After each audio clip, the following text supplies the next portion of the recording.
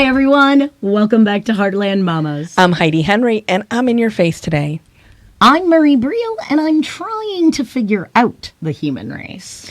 Marie, coming to you from the edge of the Great Red Divide, today we're going to talk about what is going on with Tulsi Gabbard. Who is Tulsi Gabbard? Well, Tulsi Gabbard she's a presidential campaign candidate for the Democratic Party from Hawaii. And that's what most people know about her, that she's a war veteran. Mm-hmm. And that she was one of the youngest people elected to Congress. The first Hindu ever elected to Congress. Right. And we were all excited when we got our first Hindu in Congress because America is a melting pot. And that really helps us start to figure out what that means and what the implications are. So she's received a lot of criticism. Well, let's go through a little bit of her history. So she enrolled in the National Guard in Hawaii. Yep. She served a tour in the Middle East. Right. She came back. She went back and served another tour. Right. She worked in a medical. Somehow I thought there was something about her being a fighter pilot or something. I don't know. But she worked in a medical unit. Yeah. And she came back. She is from a political family. Her father was a councilman and a senator, a state senator for Hawaii. Mm-hmm. He was also very strongly anti-LGBTQ. Not just anti-LGBTQ. He was homophobic. I mean, seriously homophobic to the point where it's not just repression; it's complete oppression. Mm-hmm. Okay, so he actually was responsible for creating the 1998 amendment in Hawaii that stated... Yeah, I mean, I know, making that face again. That stated that Hawaii's constitution gave them the power to reserve marriage to only opposite sex. So only men and women could get married. And he equated one time homosexuality with marrying your dog, with having sex with your dog. So I know. He's also an isolationist, and we're going to talk about isolationism, nationalism, and being a mole or a puppet or whatever as well. But in 2011, he started an organization called Stand Up for America, and that was designed to increase awareness of our identity as citizens of one nation under God. I just love that when people throw the God card in to oppress somebody. Oh, Lord, don't you love it? So let's talk a little bit. So Tulsi went to Iraq. She came back. She went to Iraq. She came back. She became a city council member. She became a House representative for the state of Hawaii. And then she ran for office as a Democrat. Right. Now, her father, Mike, was a Republican until 2007, and then he changed to become a Democrat. Yep. Tulsi has apologized for a number of things that she had believed she has. She's people, we always evolve. We're not the sum total of our parents' beliefs. We develop our own beliefs over time. In 2013... she was brought in as the vice chair of the DNC. Yes, she was. Then she stepped down from her position in order to work for Bernie Sanders, right, to help his campaign. And she never really got over the fact that Bernie wasn't the candidate. So yeah, so she's really interesting because she has had conservative views. She's morphed. She is one of the more progressive... on some issues. She's very progressive on the environment. She's progressive on universal health care. She's progressive. She endorses Bernie's stand on universal health care, and she endorses Bernie's stand on college for all. Oh, yeah. So she is really left in a lot of respects. She doesn't want to have any more endless wars with regime change being that, and that's a very progressive standpoint, except for how she would want to do it. She wants us not to have endless wars because she doesn't want us helping anyone. And so herein lies the risk, and the risk overall, which our founding fathers knew and is inherent in our Constitution, is that if we do not have relations with other nations throughout the world, then we inadvertently become advocates for tyranny. Well, and Joe Biden said it very well the other day when we went to hear him speak. America first is America alone. America alone is a weak America. And there is a trend, not just in the United States, which we've seen over the last 10, 15 years, of a conservatism, a return to values, what values, Marie? Dude, I totally get it.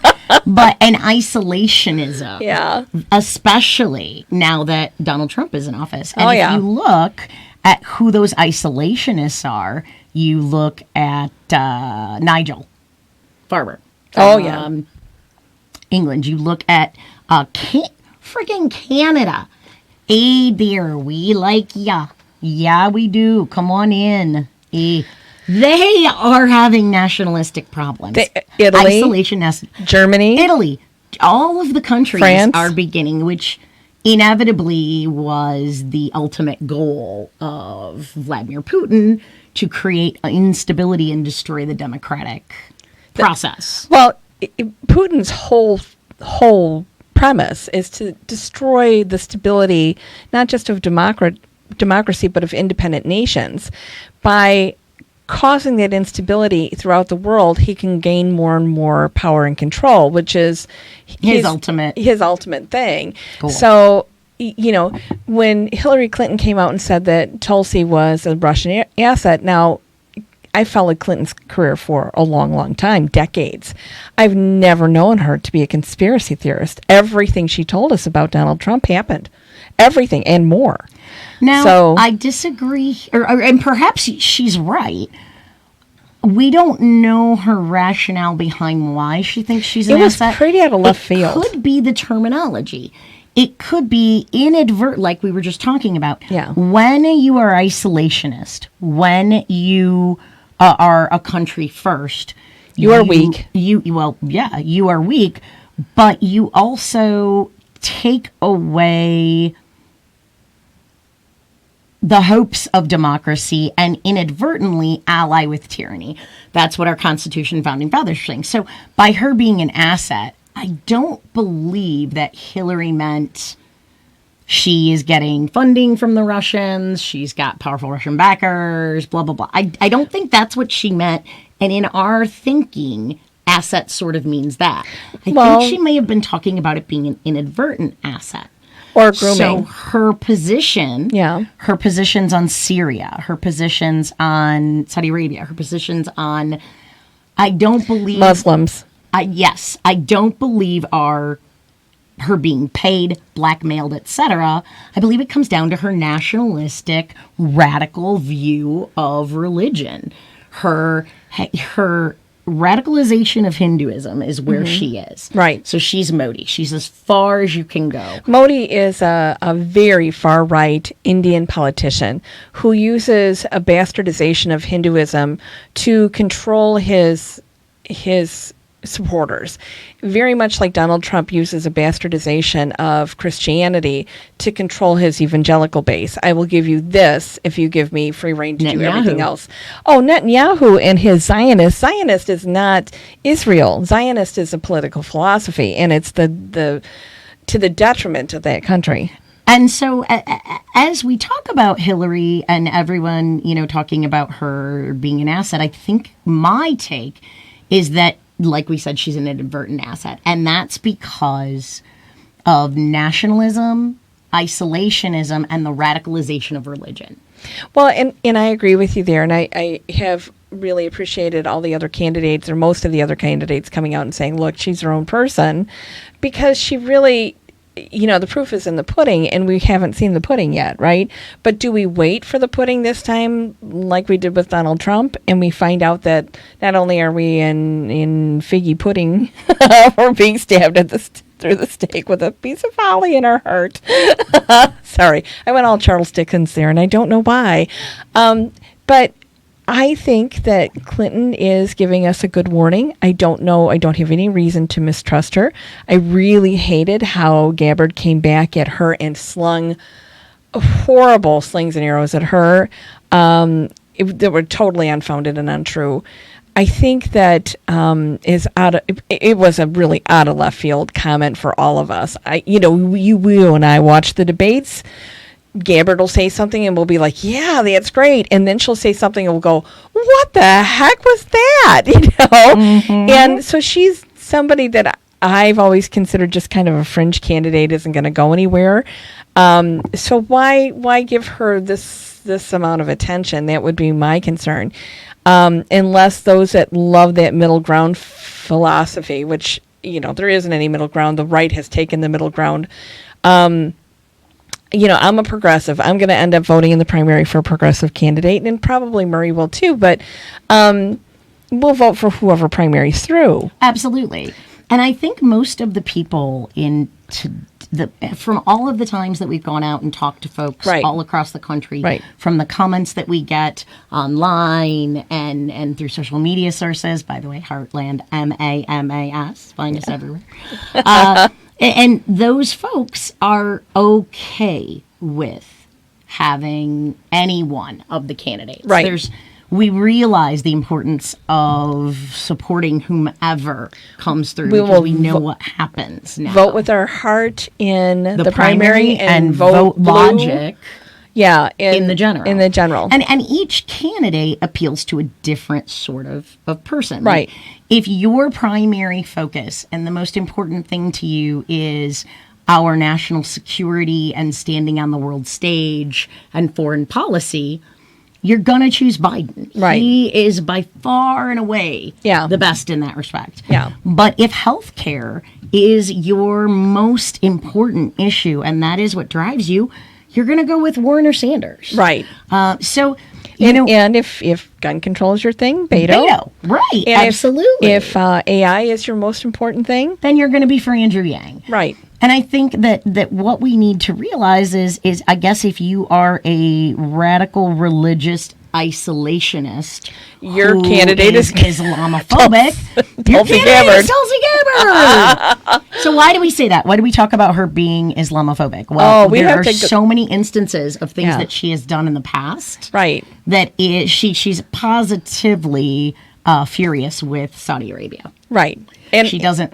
I don't trust them either. But as a country, their leadership I don't trust. The people, their residents, not always a reflection of their leadership. And this is what makes her so odd, is that she does have that side of her, but she also has the guiding principles of Hinduism, some of the positives of Hinduism. Well, she does, but she follows Modi, and Modi has some very anti-Muslim, racist, Islamophobic ideologies. Absolutely. And the thing with India, if you remember your history, after colonialism ended, Pakistan went off and made its own country, and India, which is mostly Muslim, or I think mandated Muslim, correct? Mm-hmm. And then India was Hindu, and Hindu encompasses Christianity into its religion. It incorporates a lot of religions into its own. So that makes it a very open, Baha'i, Think about Mahatma Gandhi. Right. And here we are 150 years since Gandhi was born, and India has gone the exact opposite way and has ushered in this ultra right-wing government. And so many faiths have been perverted like that. Right. Studying them across time, studying religions, the foundation of them, it is pretty much all the same. It is very fundamentally the same. It really is. And the problem with what's happening there is that they're having murders along the border between Pakistan and India that are either unprosecuted or forgiven easily based on the fact that the religions collide, to the point where they have gone to northern India and inspected the food pots of people to make sure that there's no beef in those pots. Because in India, the cow is sacred. Mm-hmm. But in Pakistan, they don't eat pork. So if they go to your pot and they look in and there's pork, it's one thing, and if it's beef, it's another thing. And so I guess you make things with chicken, or seafood, but you know what I mean, Murray? It's like so ridiculous that you can split hairs to that level to cause the death of people that don't eat the same diet as you. Well, and that's the perversion of religion. I know. That is what has happened over time. And the perversion of religion allows for that isolationist mentality. It allows for wars. It allows for power grabs. And Modi and Trump are BFFs. And so if Tulsi is a follower of Modi, and Modi and Trump are in each other's hip pockets, that is a troubling phenomenon. And where Murray and I have been aware of this for a while, we haven't brought it to you because our feeling in the primary is that you should vote for whoever speaks to you best. It's not up for us to decide for you. And that's why we don't talk about any one particular candidate, why we don't promote anybody. We talk about pros and cons of all candidates. And we go see. Want to give you facts, which is kind of a part of who we are. And choices. And bring you information you might not know. Right. Like, right now, Gandhi is considered an Islamic sympathizer. Yes. In India by Modi. Definitely was. Gandhi, okay? So... And Gandhi was a sympathizer to all humanity, including the Muslims, including the Christians. Gandhi was a gentle, caring, loving soul that wanted only what was best for humanity, for his people. If you think about the Hindu faith, it's all about truth. Truth being the ultimate destination. So you're born and reborn. There are several ways to break the rebirth cycle, but one of the biggest is truth, is knowledge, is the quest for understanding. Right. It's that God, no matter who you are, is this bodiless entity that is a part of everything and everyone around you. Does that sound like Christianity? It does. It sounds like Muslim. It sounds like Judaism. It sounds like all the Native American faiths. So with all of these little transitions and changes based on environment, culture, time of life, things that were important, they used religion to help protect people and create civilizations. Yes. And then as it happened, that's when we start to see the perversion. Right. And the thing is that the Hindus that follow Modi into this ultra right-wing sect, into the government, don't want to hear that their religion's been bastardized, just like the evangelicals don't want to hear it, and they don't want to believe it. So when you talk to them and explain to them that it is not a Hindu pillar to be anti-anything, really. I mean, or isolationist or nationalist. Yeah. And it's the same thing with every darn religion. So this is, she met with Modi in 2014. Yeah. She then ended up going and meeting with the Trump administration in 2016 with Bannon and for a potential position in the cabinet. Really? Did you not know that? I did not know that. Yeah, she did. She did. And then in 2017, she went and met with Bashir al-Assad. Because she didn't believe that he was releasing chemical gas. She had to see it for herself. Really? So she was the first the evidence of skin melting off who had done that in ever. The skin melting off of a person's body is not evidence of white phosphorus enough. We have to go see it for ourselves. Well, I forgot, in 2015, she met with the Egyptian dictator. So Tulsi. Now, if you put these together, what's something that these dictators, besides being Trump buddies and cruel leaders, have in common? What is isolationism, Marie? Nationalism. Nationalism.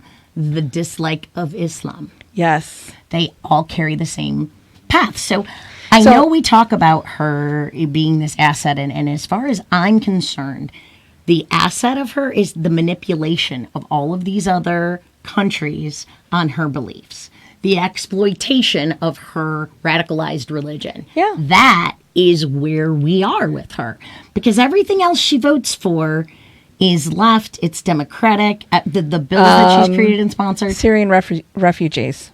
Okay. Right. Okay, so what's the largest faith in Syria? Muslim.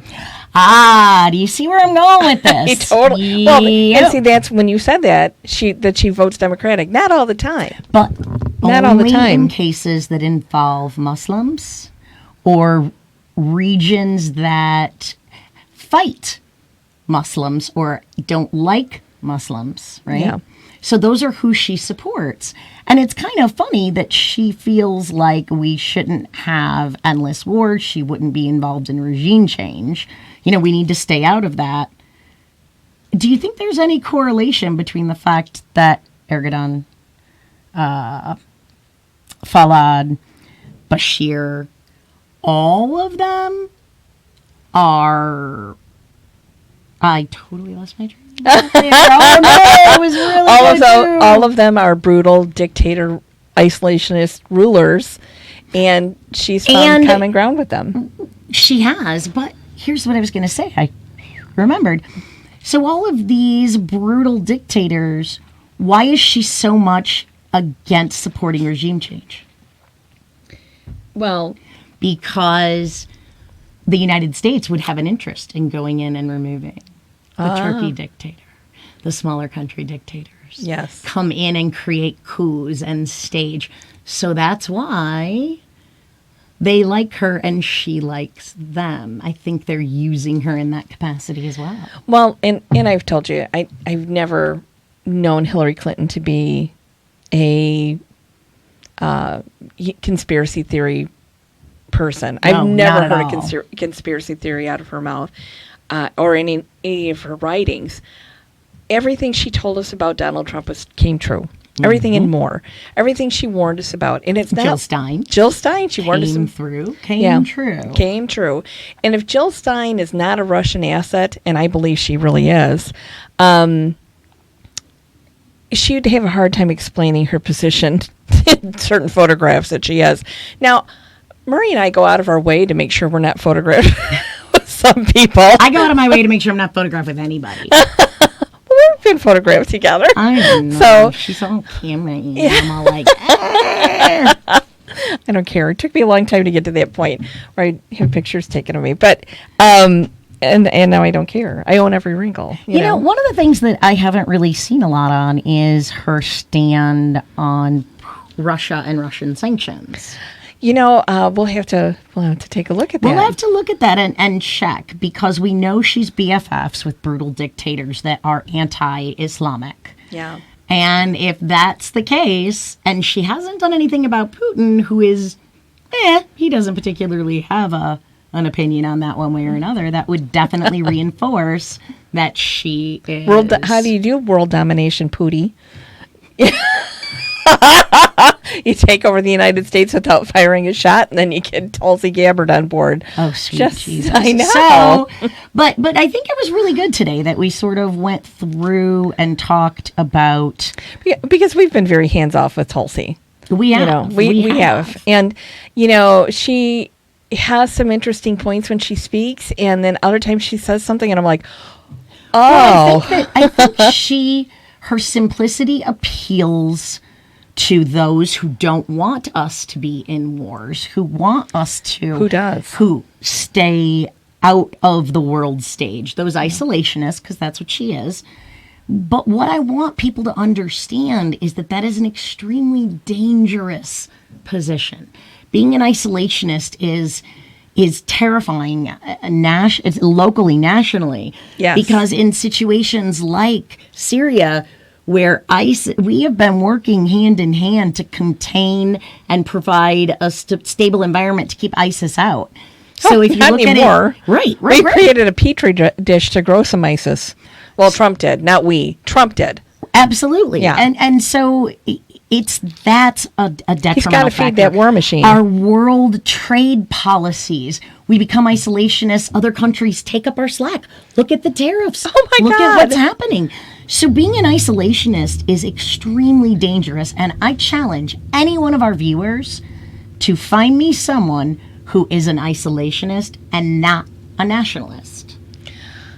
I think those two are often hand in glove. Almost always. It's hard to separate them. You know. So if you know someone or have heard someone or have a philosophy that is isolationist and not nationalist as far as race, religion, etc. goes, I want to know. Yes. Please reach out to us, because it's through that isolationism that hatred and contempt breeds. Right. When we don't have information, Heidi and I, we talk all the time about bringing you information, right, about sharing the message to people who might not hear it. Information is so important. And look at China. When you say, nope, I'm shutting off your internet. Nope, you can have no outside sources. They were isolationists, and we didn't know what was going on, and the horrors and the atrocities. Yeah. So there's so much linked with being isolationist. Right. That is better for dictators. Right. It's better for the bad guys. Mm-hmm. We cannot allow us to become something like that. And that is why Tulsi Gabbard is absolutely terrifying. She, in that manner, she absolutely is. And the fact that she's a very young person, and she's been very malleable on other issues where she's drastically changed position. I mean, we're talking going from right to left, right to left, right to left, and then swing back, So that tells me that she doesn't really know who she is or what she believes at this point. Except that she doesn't like Muslims. She doesn't like Muslims, and she loves power. We know those two things about her. Right? So if that's all that we know, there's so much we don't know. I mean, she's a fairly obscure candidate in this field. And except that she really likes dictators. She really likes dictators too. So I mean, the whole point, and I guess I would like, I'm going to ask, I think that we should delve a little bit more at some point into religion. And we always talk about religion and delve into politicians, their religion, and how it's guided their decision making. Right. Because then we have a wide variety of legislators. We have Muslim, we have Hindu, we have Native American, we have Sikh, we have Jewish, we have Christian, so there's so many different leaders out there. I would love to take a little cross sampling and see what their faith says and how their votes and opinions line up with their faith. Well, it's really difficult to, to separate, for some people, their religious obligations from their constitutional obligations. And I think as a public servant, you have to be very cognizant of that. And keep religion out of politics. I totally, utterly agree. There are a lot of things that are... And yet, most of the morals of all of the world in the foundations and the beginnings came from some religion, divine inspiration, doctrine, absolutely. Whatever. We've talked so about... can you even really ever truly separate? Well, we've talked about Leviticus, whenever anybody, including Tulsi's dad, talks about Adam and Eve, not Adam and Steve. Whenever he expounds on that, he brings it out of Leviticus, which is a book of Hebrew law from before the Common Era. So, why is it in the Bible? Nobody knows, except to control the populace, right? So we have those things that come in, and the Ten Commandments, which is really the basis for a lot of law here in the United States about murder and stealing and that sort of thing. So thank God we don't have a blasphemy law. I'd be screwed. Well, but there is some places that still have blasphemy laws. But there are perversions of that. So, that's what we kind of like to see. And so maybe we'll be doing that on an episode coming up. Right. But we hope we have given you a better understanding of why you might see that she's a member of a cult. Yep, right. Or that she is a Russian asset. And maybe think of it in a different way, because we can't find any money trail to connect it. Yet. But we can find a religious, emotional, Islamophobic trail. Well, we all have mentors that we look up to, and I think her mentors are very troubling. Absolutely. So, as we unroll this, as we unpack Tulsi Gabbard, I think she's a very conflicted person. I think she is a very complicated person, just like all of us are. At first, I really thought that she just was short-sighted in her world policy thinking.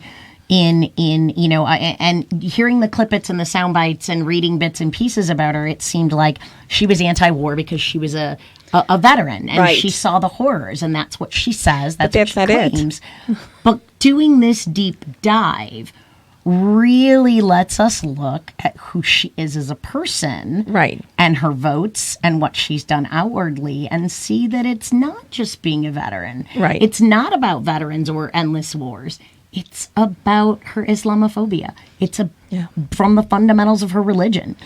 And, as I've told you many times, anytime we marginalize people, anytime we put them in categories, and I don't care if it's a religious category or who do you love category or work category, whenever you put people into those categories, you divide us, and people divided from one another fight.